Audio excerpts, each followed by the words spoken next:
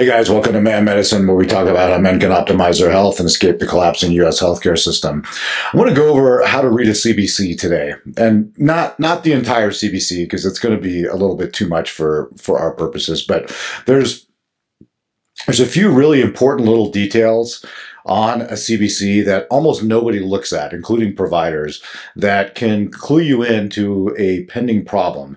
And that's a problem with iron deficiency. Men on TRT can develop iron deficiency for a number of reasons, the most common one being inappropriate phlebotomy, as mandated by your provider. But testosterone in and of itself, in a certain subset of men, can deplete ferritin. And there's a reason for that. I'll probably do a video on it at some point later down the road. There's a biological mechanism that explains it, and it's something to be on the lookout for if you are on TRT.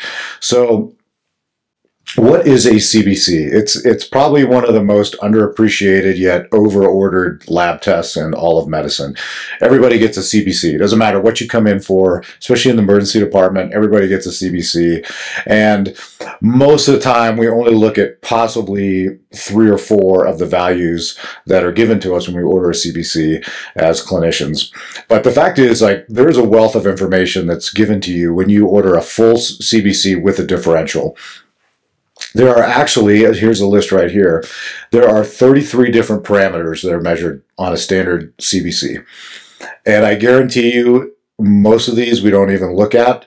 But if you do, and if you understand what you're looking at, there's actually a wealth of information. You can make some really important diagnoses just by understanding a CBC, understanding what all of these values mean.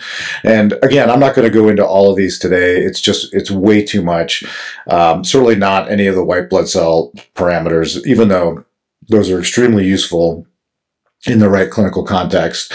We're going to talk about mainly just the ones that are related to TRT and specifically related to iron deficiency, which can develop on TRT. So I want you guys to know this as well or better than your clinician who's prescribing you testosterone. And I can tell you right now, there are a lot of clinicians out there who prescribe testosterone who miss early iron deficiency that they are causing in their patients. And it only gets picked up down the road when the patient becomes extremely symptomatic or when they develop like obvious anemia, which is a late finding, especially with men on TRT. In fact, they may never develop anemia, but they become profoundly symptomatic from their low iron levels. And then all of a sudden it might dawn on them, oh, maybe there's something going on here. So I'm going to show you how to pick up on that long before it, hopefully long before it becomes clinically relevant or clinically symptomatic. Okay, this is a standard CBC, and this is actually one of my most recent CBCs. This was back in November, actually, of this year. And I will show you guys all of the values here. Here they are. As you can see, in this particular value, I have a high hematocrit. All right, 53.7. So am I worried about that? No, absolutely not. I'm not worried about that. I do not undergo phlebotomy for any reason other than altruism. So I have O positive blood. If there's a shortage of blood, I will donate blood only to help my fellow human beings out there. If the hospital is running low on O positive blood, I'm happy to donate it. But there is absolutely no reason for a man to donate, an asymptomatic man, I should say, to routinely be phlebotomized for an arbitrary hemoglobin or hematocrit cutoff. And I see that all the time. It's incredibly common. And a lot of times the cutoff is absurd. So for example, like a hematocrit of 50% is the cutoff for many clinics nationwide. They mandate that their patients go and get phlebotomy out of the fear that they're going to develop a DVT, a PE, a stroke, myocardial infarction, etc. from this erythrocytosis.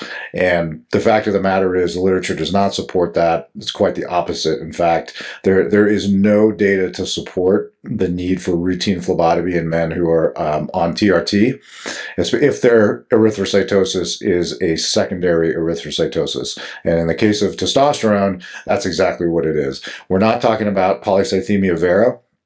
That's a different medical condition.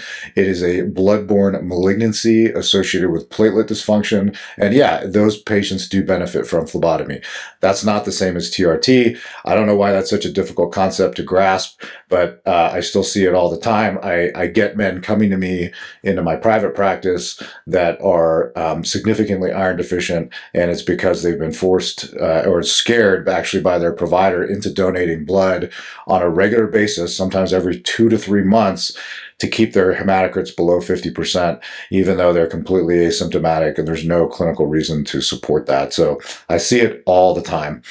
Stay off my soapbox on that one. I have other videos on that. That does not include men. You know, I get it. Like if your hematocrit starts climbing up and you get symptomatic from that. So if you're running around with a hematocrit of 57% and you feel flushed and short of breath and your blood pressure is high, okay, that's a different story. You know, many of those men do feel better if they go donate blood. But then the long-term solution for you is not to continue to donate blood. It's to change your protocol. Okay, or, you know, have an appropriate medical workup to see if there's anything else contributing to that. The number one thing being sleep apnea, which gets is woefully like underdiagnosed. So anyway, enough on that. This hematocrit level, I actually tend to run a little bit lower than this. I was actually a bit dehydrated on this day. I did it after a workout. My typical hematocrit is somewhere between like 49 and 51. So when I'm properly hydrated, I admit I was not well hydrated on this day, and that's reflected in my hematocrit. And you can see my hemoglobin is within the normal range, but right up at the upper limit as well. So what we're going to do is we're not going to focus on the WBC count because, again, it's not really relevant. We're going to talk about some of the important parameters related to hemoglobin, hematocrit, MCV, MCH, MCHC, and RDW. And we'll touch a little bit on platelets. Those ones, almost nobody looks at those. And I think if you pin down the majority of providers, they would not be able to give you a coherent definition of what those actually are and in what conditions they're actually clinically relevant. And they are clinically relevant to men on TRT. They are clinically relevant in men who have been donating blood on a regular basis. And they're clinically relevant in the workup of anemias and a whole bunch of other medical conditions in the hematology world. So I make my medical students know this stuff backwards and forwards because I had to learn it backwards and forwards when I was a student. And I'm glad that I did because I've picked up things over the years that I never would have picked up on if I didn't know this stuff. So it's easy just to like dump it for a test and then forget about it when you're going through school. But this stuff is actually, in my opinion, it's clinically relevant. Okay, we'll run through these just from the top real quick. So we'll just look at the RBC count. Okay, this is just a measure of your total red cells. Okay, and it's measured in a per unit volume. So usually it's in microliters. And again, this can be low, okay, in the setting of anemia. So perhaps you have decreased production of red blood cells. So B12 folate deficiency, iron deficiency, anemia of chronic inflammation. Maybe you've got a thalassemia, which is a genetic disorder. You've got something wrong with your bone marrow, bone marrow dysplasia, aplastic anemia, myelodysplastic syndrome, that kind of stuff.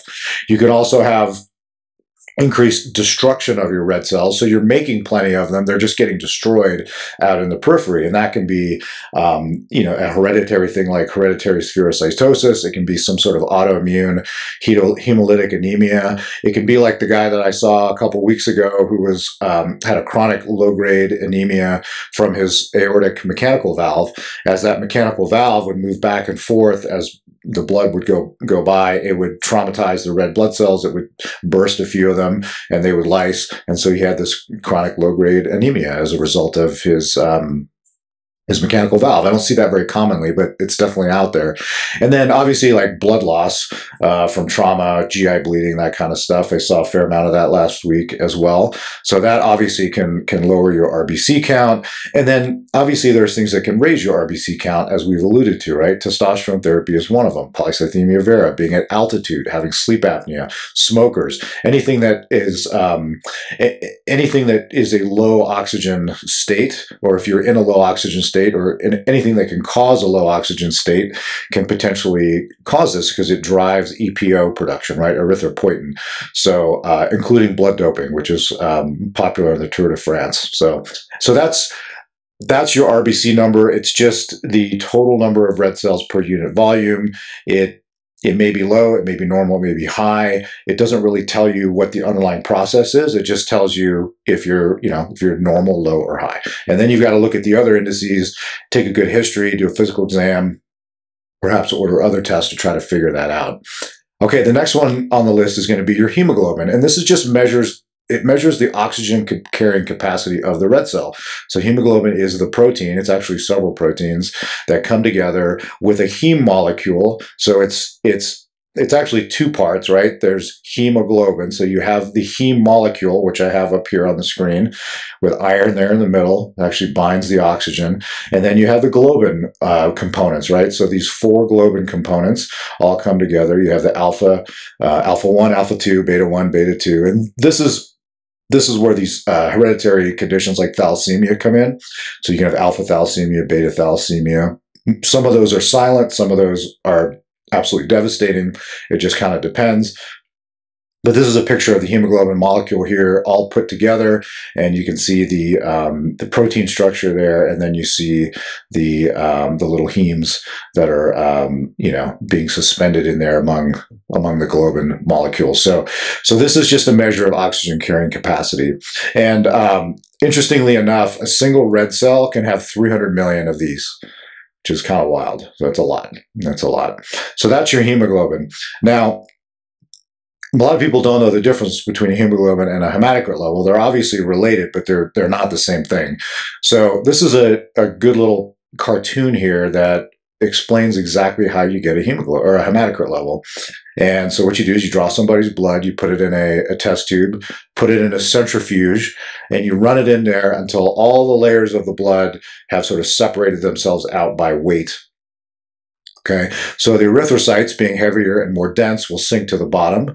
Then you have something, your little buffy coat here of proteins, and then you have the plasma, which also has proteins and antibodies and things like that.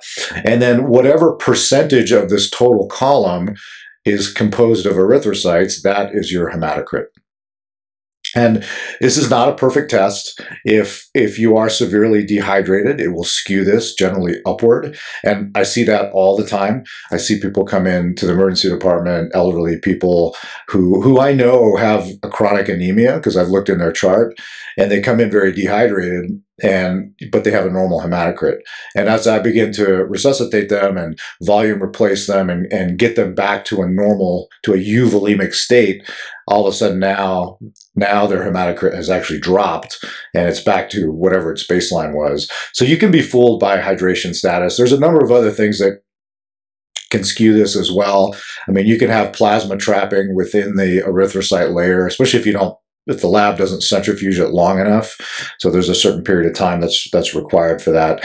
And that can skew things too. If your erythrocytes are abnormal in some way, so they're very microcytic, if they're sickled cells, if you have sickle cell anemia, that can throw this off a little bit too, anywhere between 2 and up to 6%. Some of the more modern methods that are used in today's labs have largely eliminated that, but there can still be some room for error in there. But that's the basics of hematocrit. So again, it's different than hemoglobin. They do tend to travel together, but they're not the same thing. They're not the same thing.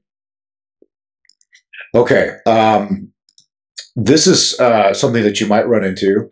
And it's called the rule of threes. And I learned this in medical school and then forgot it and relearned it a few times, but it holds true. So if you have a hemoglobin level and you want to know what the hematocrit should be in an appropriate situation, you just multiply it by 3. So hemoglobin times 3 plus or minus between 2 and 3 points, that should be your hematocrit. Okay. If it's not, there may be some other factor at play. The dehydration that I mentioned, there may be something else going on. It could just be a lab error. Okay. And if you want to know that if your hemoglobin is accurate, so you could multiply your RBC count the one I mentioned initially, by 3, and that's what your hemoglobin should be. So again, the rule of threes, hemoglobin times 3, that should roughly be what your hematocrit is, and then your RBC count times 3, roughly what your hemoglobin should be. And there's going to be some exceptions to that, people with various conditions, but generally in a healthy person, that holds true. Okay, the next one on the list that we need to know, and this is where it starts to get important and clinically relevant for you guys on TRT who are donating blood. This is the MCV, mean corpuscular volume. So this assesses the size of the red blood cells. Do you have normal size? Are your red cells abnormally big? Or are they abnormally small? There's a whole differential for all of that. Okay, so this is a little diagram here. When they're small, they're called microcytic. When they're normal, they're normocytic. And then when they're large, they're macrocytic. Okay, it should make sense, right? If you know your Latin root words, which I'm sure you all do. Now, arbitrarily, they've used a cutoff of roughly 79 to define something, to define microcytosis. Okay, and then greater than 98 is going to be for macrocytosis. Anything in between that is considered normal. All right. You still need to look at that number, though, and as we're going to talk about, it's going to become important down the road that you keep track of that, even if it's within the normal range. Okay. So you can get fooled with this, though. There's some scenarios where you might be fooled by this. Remember, it is the mean corpuscular volume, right? So it's the average size of your red cells. So that doesn't mean that all your red cells are the same size. So you can have a condition where you have a lot of small red cells and a lot of big red cells. Both conditions are abnormal, but the machine will just average them out. And then now you've got a normal MCV. So you look at that and be like, oh, excuse me, there's no problem here, right? My MCV is normal. And that's where you're going to have to look at something called the RDW, which we'll talk about here in a second. So, you know, a good example of this, and something that's not that uncommon that I see occasionally, is especially like alcoholics and people with other, chronic nutritional issues, elderly folks, they can have an iron deficiency anemia, which is a microcytic anemia, so smaller red cells, but they can also have a B12 or folic acid deficiency from a poor diet. That leads to big cells, macrocytosis. Well, again, the average, which is all the machine can do, is going to spit out an MCV number that's completely normal. All right, so you actually have two serious nutritional deficiencies that are now not picked up. Now, if you only have one, then it will pick it up, right? If you have severe iron deficiency, you're going to have a small MCV, assuming everything else is normal. B12 and folic acid deficiency, same exact thing. It's you're going to have a large MCV, but assuming everything else is the same. But if you have both, you may not know it. Okay, that's where this higher level of knowledge will help you figure this out. You look at the RDW, and that's going to tell you what's going on. Okay, before we get to RDW, I just want to touch on these MCH and MCHC values. They're kind of obtuse, but and they're not as clinically useful as perhaps they were back in the day. They're not as useful, in my opinion, as having an MCV and an RDW to look at in the setting of a hemoglobin and hematocrit when working up somebody who has anemia. But the MCH, that is the mean corpuscular hemoglobin. It quantifies the amount of hemoglobin per red cell. So in each individual red cell. And under the microscope, if you have pale red cells, something called hypochromia, that's generally the MCH will be low. If they're hyperchromic, meaning that they are perhaps darker looking than normal red cells, that's hyperchromia, and the MCH will be a little bit higher. There's a big differential for that. This is an example here with iron deficiency anemia. So the classic description of an iron deficiency anemia is a hypochromic microcytic anemia. So here you can see there's the normal cells. They're all the normal size. They're all roughly the same size as well. And then over here, you have someone with, this is like profound iron deficiency anemia. You can see how pale the red blood cells are. And they're pale because there's not a lot of hemoglobin per cell. Okay, hemoglobin is a rusty red color. The other thing you might notice is that there are some normal size cells here, but there's also some pretty small ones too. Some very small cells in there. Okay, and that's going to skew that MCV to the left and make it smaller. So this is a hypochromic microcytic anemia, which is like pathognomonic for iron deficiency. Okay. Now the MCHC, again, this doesn't get used very much anymore. It's also a way of measuring the amount of hemoglobin, but it's the amount of hemoglobin not per cell, but per unit volume. So it's a little bit confusing. It takes into account the size of the red blood cells. So, for example, if in this condition called hereditary spherocytosis, where your little chunks of the cell membrane are just being removed all the time, the red blood cell is getting smaller and smaller. It's changing in shape to be more spherical as opposed to like the bent inner tube shape that it's supposed to be. But the amount of hemoglobin in that cell doesn't go down. It's just the volume of the cell goes down. So that might be reflected in your MCHC, which would actually go up. So it's in grams per deciliter. Sometimes they show it as a percentage, but this is, if you're interested, this is the mathematical equations for MCV, MCH, and MCHC. These are not as clinically useful, like I said, in my opinion, but they might help you. They might help you figure out, like, if you see a large or a high elevated MCHC, then, you might want to consider that hereditary spherocytosis diagnosis. There's a few other things like liver disease, HIV, HELP syndrome, which is under the category of liver disease, and zinc toxicity is one of them. Stuff like that. It's a little bit esoteric. It's honestly not that clinically useful, at least in my day-to-day practice. It's not one that I tend to hone in on. But the RDW is, as I mentioned. Okay, so the RDW, this is also just like, so MCV looks at the average size of all of the cells that you have. The RDW is useful because it looks at the size variability. So if you have a population that has all the same sort of size cells, for the most part, they're all roughly the same size, then you're going to have a normal RDW. If you have cells that are big and you have cells that are small and you got cells that are normal and they're all over the place, now your RDW is going to start to go up. So if you have a very heterogeneous red cell population, that will be reflected in the RDW. And that's super, super useful because if you get a microcytic anemia, you don't know, is that iron deficiency? Is that thalassemia? You don't know. Could it be anemia of chronic inflammation? Yeah, you don't know yet. So the RDW can help with that. So in iron deficiency, the RDW is going to be high because you're going to have some normal cells, like in the picture I showed you before, but you're also going to have a population of very small or abnormally small cells. That's going to raise the RDW. In a thalassemia, they're all going to be the same size, so you're going to have a normal RDW. So for those purposes, it can be fairly useful. And as we're going to talk about here, it's also going to be useful in diagnosing early iron deficiency. So this is the number that you want to look at. Okay, but this is a picture here that just shows size variation, which is anisocytosis, if you want to know the name. So we have big cells, we got small cells, we got normal sized cells. They're all over the place.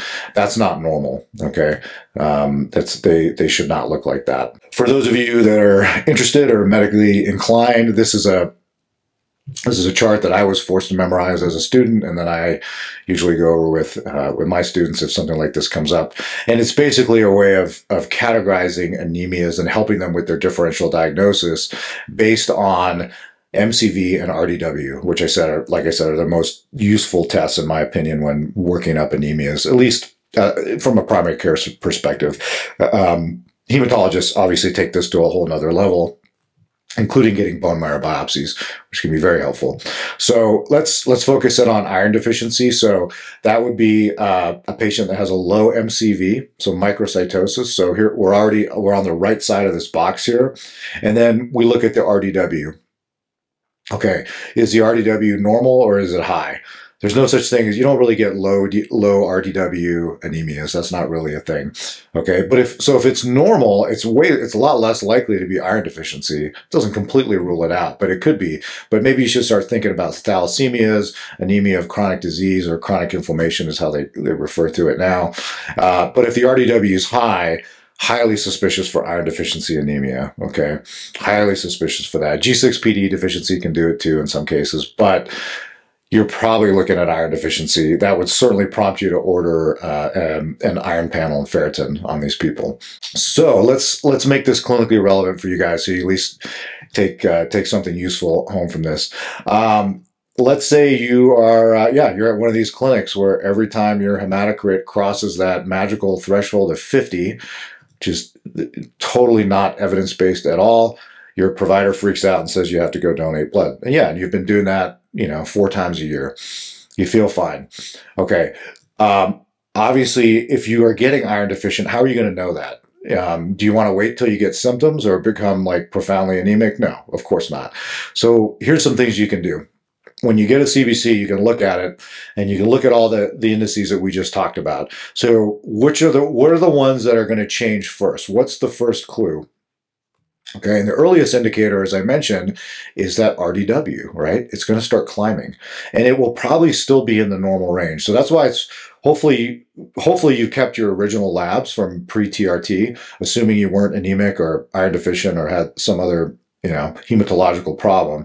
I'm assuming you're otherwise normal, healthy, have normal bone marrow, etc. So if that RDW is starting to climb, that might be your first clue that something's going on. Because if you look at the other values, right? So the RBC value in very early iron deficiency, and this is whether you're on TRT or not, but it's definitely true. It's more true on TRT, because again, you're having something is driving your red cells production, and which is going to be reflected in higher hemoglobin and hematocrit levels, and that thing is the testosterone.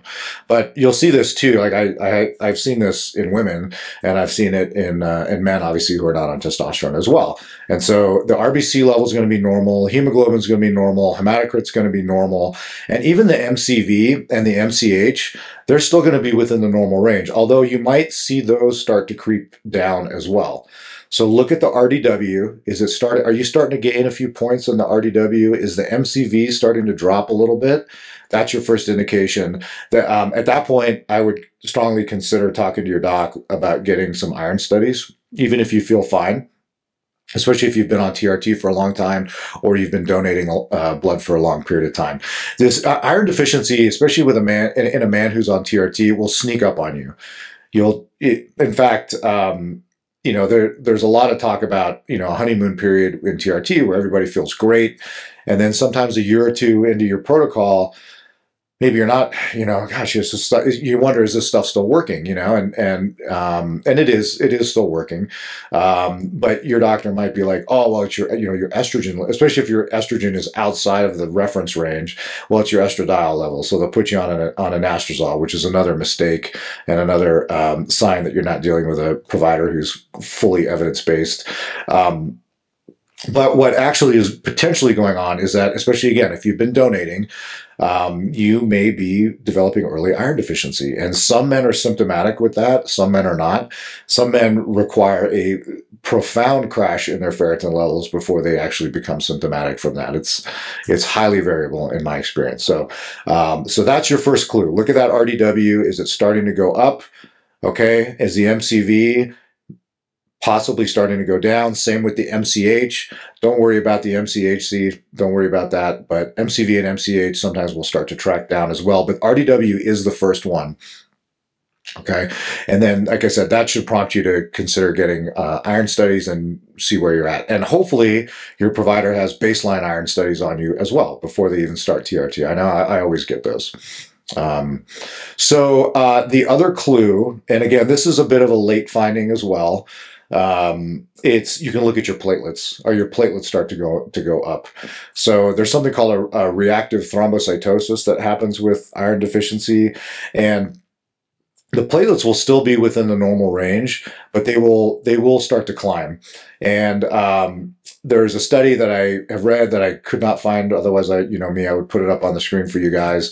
But basically, they looked at what the average platelet counts were for both men and women who were diagnosed with iron deficiency, and it was 499,000, which is still technically within the normal range in most labs, but that was double the control group's range. So we'll just round it. We'll say 500,000 was the average platelet count in people with iron deficiency anemia. Again, still within the normal range, but the average in the controls who were not iron deficient was somewhere around 250,000. So over the course of a year, like if you started with platelets of 250,000, I don't know, maybe now you're 450,000, and maybe that RDW is creeping up a little bit. That's yet another indication that maybe something's going on in terms of your iron levels. Okay, now as things start to get worse, let's say that gets missed by you or your provider, then obviously, like, we're going to start to see some of the more classic findings, right? So the RDW is going to shoot up; it'll go above the normal reference range. The MCV will drop. It'll be below 79, which is the cutoff. And, at that point, like, your provider really should start paying attention. I would hope that they would notice. Although I have to admit, I've picked up guys here locally that had profound microcytosis, MCV values in the low 70s. And of course, they had normal hemoglobin and hematocrits because they were on testosterone. And their doctor, who's not a doctor, actually didn't pick them up. Didn't pick that up. They were profoundly iron deficient, and it took a very long time to get them back. So once you're in full-on iron deficiency, like, it doesn't take a rocket scientist to look at that CBC and come to that conclusion. So the MCV is going to be below reference range. The MCH will be below reference range. The MCHC will probably be below reference range. And then at that point, like, when you get your iron studies, it's going to be pretty obvious. Your ferritin will be low. Your TIBC will be high. Serum iron will be low. It'll be obvious at that point. But unfortunately, it shouldn't get to that point. Is what I guess the whole point of this talk is. That should be picked up initially, and it shouldn't get to that point either, because you really shouldn't be donating blood routinely if you're asymptomatic, especially for these arbitrarily low, arguably normal hematocrit levels like 50 or 51. That's not an elevated hematocrit in my opinion. And actually, even in many lab assays, when they have their normal values, they'll list a normal hematocrit like 52, sometimes 53. So and certainly if you live at altitude, that's not only that's normal and expected. Okay, so. Anyway, enough on that. I promised I wouldn't rant on blood donations, but I'm doing it again. Okay, so let's say you pick it up and you start on a program to replace your iron, which I'm not going to get into. There's a lot of different ways to replace iron, different protocols out there that are effective. Then typically you'll replace with oral iron. There are use cases for IV iron that I'm not going to get into right now, but not for most men. Unless you just cannot tolerate oral iron. And I get it, like, it can be rough on your gut. There's some tricks to make it more palatable, and it can take a long time, but most of the time IV iron isn't indicated. Although, believe it or not, I do prescribe it out of the emergency room, not uncommonly, especially for people with severe heart failure that keep coming in with exacerbations. Just did that a few months ago, and it was somebody that was just chronically iron deficient, and just nobody addressed it. They were trying to give this poor little lady oral iron, and it was not working. So she was a great candidate for IV iron, and she's much better now. So what happens, let's say you start replacing your iron, the MCV will slowly start to rise, and it'll eventually normalize. Now, interesting thing, and I've seen this a handful of times, if the MCV rapidly corrects and then maybe overshoots, sometimes that is actually, you've just unmasked an underlying B12 or folate deficiency that you didn't know that you had, because you are allowed to have more than one nutritional deficiency. So you can certainly have both iron deficiency and B12/folate deficiency. It's just that in your particular case, the iron deficiency was predominant, was much more severe. So you correct that, and now the MCV rises, and then it overshoots, and now you've got a macrocytic issue, And that's only because now you've uncovered your B12 and folate, so now you need to address that as well. So hopefully as part of this whole workup, at some point, your doc has obtained B12 and folate levels as part of that. It's an easy box to check. It's very easy to do that. And, it's those tests are readily available. If you really want to be a bit more precise on those, you can get a methylmalonic acid, MMA, and a homocysteine. I'm not going to get into that. That's probably a more useful test, and that's what I tend to do. But you can certainly get the old-fashioned B12 and folate test. So that's all I have for you guys today on this. It's really, really important that you, certainly if you order your own labs, and again, I'm not opposed to guys ordering their own labs, but you should understand what you're ordering. Okay. Especially if you don't have a medical background, have somebody help you out, consult with somebody. I'm happy to do it with you. If you've ordered labs and you want somebody to help, interpret them for you and, what am I looking at here? Yeah, I'll do that for you. I do that all the time. But, make sure that you also are a steward of your own health and your own health care. If your doctor's ordering labs on you, these days, especially, with things like MyChart and these different apps, you will get copies of your labs often at the very same time that your doctor gets copies of them, and sometimes even sooner, as I found out recently. So, you should have some basic understanding of what those tests mean. It's your health. The more you know about your own body, the more you know about your own health, the better off you'll be. And you're not going to rely on the medical establishment quite as much. And I'm not saying you have to run off and become an expert and go to medical school, become a hematologist, but having a basic understanding of, especially like a CBC, which is, again, probably the most commonly ordered blood test ever. You're going to have a lot of CBCs in your life. So it'd be nice to, at least have a passing familiarity with what those numbers mean. And that information is out there and it's easily available. The iron deficiency thing with testosterone it's a real problem. It really shouldn't happen. You should not become iron deficient on testosterone therapy because you should be monitoring these levels and these labs. You should not be, in my opinion, donating blood routinely for asymptomatic hematocrit elevations. The literature does not support that secondary erythrocytosis, which is what you get with TRT, is associated with thrombosis, MIs, strokes, etc. I get it. If you're having symptoms, please, go ahead and do that. But again, that's not a long-term solution to your hematocrit issue. A long-term solution is one, looking for and addressing underlying causes. So when we talk about sleep apnea, etc., but also adjusting your protocol. That there are ways to tweak your protocol. There are formulations of testosterone. There are ways of delivering testosterone that are less likely to cause as much erythrocytosis as just conventional 200 milligrams of IM cypionate every 7 days, which a lot of guys do that. Okay.